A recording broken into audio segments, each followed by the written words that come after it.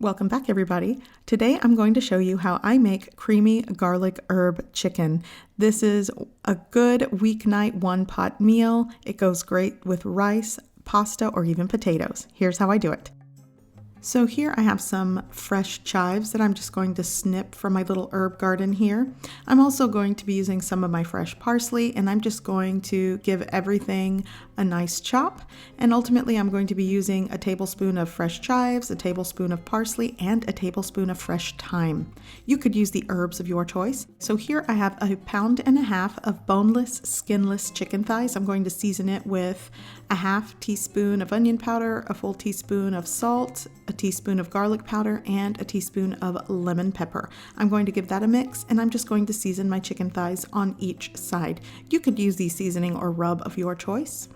And once my chicken thighs are seasoned, I am going to start browning and cooking them. Here I have a large cast iron skillet that I've been preheating on a medium-high heat. I'm adding 3 tablespoons of grapeseed oil, and now I'm going to brown my chicken thighs on each side for about 5 minutes. By the way, you definitely can use boneless, skinless chicken breast in place of the thighs. So after flipping them and cooking them on the other side, I'm going to remove them from my pan.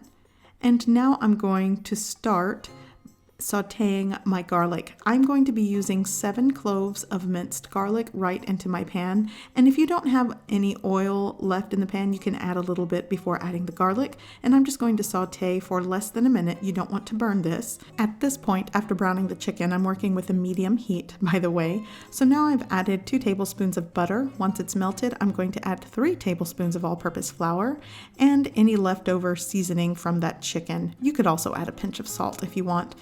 So once my flour has cooked out for about 45 seconds to a minute, I'm going to add 2 cups of low sodium chicken broth.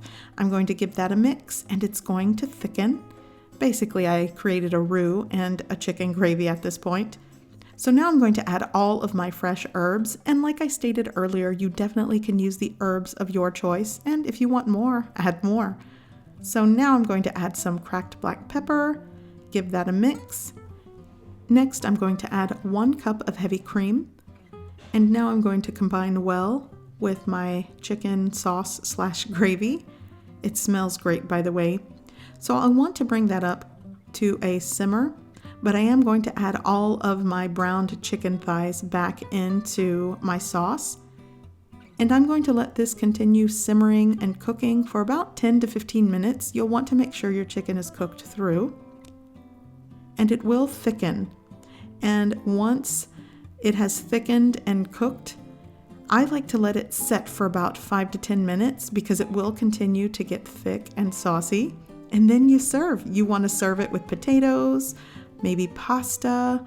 I like to serve it over rice. So I hope you give this recipe a try. I hope you like it, and thanks for watching.